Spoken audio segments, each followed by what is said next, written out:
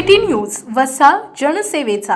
तालुक्याचे तहसीलदार खंडारे हे भ्रष्टाचारांच्या टोळीचे प्रमुख बनले आहेत का, असा प्रश्न आता पडू लागलाय। गेल्या अनेक दिवसांपासून दैनिक जनसंचालन आणि सिटी न्यूजच्या वतीने महसूल विभागातील सर्वात कुप्रसिद्ध महाभ्रष्टाचारी मंडळ अधिकारी विजय टेकाळे यांना सातत्याने वाचवण्याचा प्रयत्न बुलढाण्याचे तहसीलदार खंडारे करत आहे। त्यामुळे खंडारे साहेब आता भ्रष्टाचारांच्या टोळीत सामील होऊन त्यांचे म्होरके झाले आहेत की काय, असा सवाल उपस्थित होऊ लागलाय। एखादा अधिकारी जर भ्रष्टाचार करीत असेल तर आणि त्यातून कोट्यवधी रुपयांची अपसंपदा जमवत असेल तर त्याच्या भ्रष्टाचाराची माहिती ही त्याच्या वरिष्ठांना द्यावी लागते। वरिष्ठ अधिकाऱ्यांना योग्य ती चौकशी करून त्या संदर्भात कायदेशीर कारवाई करणे अपेक्षित असतं, परंतु बुलढाणा महसूल विभागाची रीतच न्यारी आहे। येथे भ्रष्टाचारांवर कारवाई होत नाही, शासनाला लुटणाऱ्या अधिकाऱ्यांवर कारवाई होत नाही, शासनाचा पगार खाऊन शासनाला चुना लावणाऱ्या भ्रष्ट अधिकाऱ्यांवर कारवाई होत नाही, तर सरकारी सेवेचे सगळे सरकारी नियम मोडून आणि प्रचंड प्रमाणात भ्रष्टाचार करून मस्तवाल झालेल्या अधिकाऱ्याला वाचवण्यासाठी येथील संपूर्ण यंत्रणाच कामाला लागते। भ्रष्ट अधिकाऱ्यावर कारवाई करण्याचे अधिकार ज्या वरिष्ठांवर, तेच वरिष्ठ भ्रष्टाचारी अधिकाऱ्यांशी हातमिळवणी करून आळीमेळी गुपचोरी करत असल्याचं दिसतंय। हाच अनुभव सातत्याने सिटी न्यूज आणि दैनिक जनसंचालनला आला। महाभ्रष्टाचारी मंडळ अधिकारी विजय टेकाळे यांच्या भ्रष्टाचाराचे इत्तमभूत पुरावे सिटी न्यूज आणि दैनिक जनसंचालनच्या वतीने तत्कालीन जिल्हाधिकारी तुंबोड यांच्यापासून ते विद्यमान तहसीलदार तथा तालुका दंडाधिकारी खंडारे यांच्यापर्यंत सर्वांना दिले आहे। पुरावे पाहिल्यानंतर हे अधिकारीही म्हणत असतील की माहिती तर खरी आहे, परंतु कारवाई मात्र अजिबात होताना दिसत नाही। जिल्हाधिकाऱ्यांनी जेव्हा टेकाळे यांना चौकशीचे आदेश दिले त्यावेळी ते आदेश बुलढाणा एसडीओंकडे आणि तेथून बुलढाणा तहसीलदारांकडे आले होते। तहसीलदारांनी चौकशी प्रकरण नायब तहसीलदारांकडे वळते केले। याचा अर्थ प्रत्येक जण चेंडू आपल्या कोर्टातून दुसऱ्याच्या कोर्टात टाकून स्वतःची जबाबदारी झटकण्याचा प्रयत्न करताय। यावरून हे दिसून येते की महसूल विभागातील अधिकारी एवढे लाचार आणि कणाहीन झाले आहेत की ते एखाद्या महाभ्रष्टाचारी मंडळ अधिकाऱ्याविरोधात साधी कारवाई देखील करू शकत नाही। यात सर्वात आघाडीवर आहेत ते बुलढाण्याचे तहसीलदार खंडारे।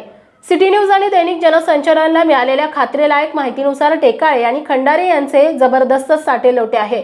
टेकाळे यांनी जे काही बेनामी प्लॉट आजवर मिळवलेले आहेत त्यामध्ये हे दोघेही पार्टनर आहेत। या संदर्भात चर्चा बुलढाणा तहसील कार्यालयाच्या प्रत्येक दालनात ऐकायला मिळते। खंडारे आणि टेकाळे हे प्रचंड अपसंपदा जमावण्याच्या पापात सारखेच भागीदार असल्याचं तहसीलदार कार्यालयातील अनेक जण बोलतात। बऱ्याचदा अनेक गोष्टी अशा असतात ज्या सर्वसामान्यांच्या कानावर पडत नाही, मात्र त्याचा कानोसा फक्त पत्रकारच घेऊ शकतो।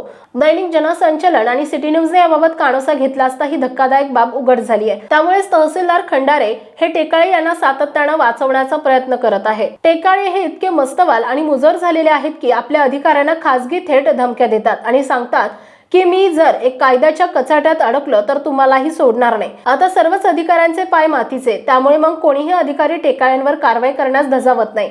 किंबहुना सगळे अधिकारी टेकाळ्यांना वाचवण्यासाठी शेंदीत टुटोस्तवर प्रयत्न करत आहेत।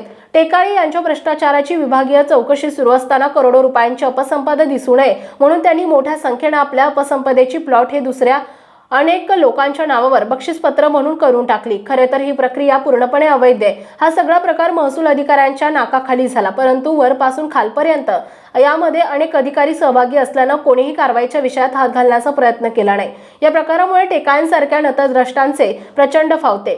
सिटी न्यूज आणि दैनिक जनसंचालनच्या वतीनं गेल्या अनेक दिवसांपासून तहसीलदार खंडारे यांच्याकडे टेकाळ्यांवर कारवाईसाठी पाठपुरावा करण्यात येत आहे, परंतु खंडारे प्रमाणाच्या बाहेर टाइमपास करतायत। त्यांनी टेकाळ्यांविरोधात ठोस पुरावे असताना देखील त्याचा अहवालात निश्चित असा उल्लेख केला नाही। उलट काही फारच किरकोळ अशा त्रुटी टेकाळ्यांच्या कामकाजात काढल्या। अहवाल सादर करतानाही तहसीलदार खंडारे यांनी मोठी चालबाजी केली। हा अहवाल उपविभागीय अधिकाऱ्यांमार्फत जिल्हाधिकाऱ्यांपर्यंत जाणं अपेक्षित होतं, परंतु अहवाल थंड बसताच जावा यासाठी तो निवासी उपजिल्हाधिकाऱ्यांकडे पाठवण्यात आला।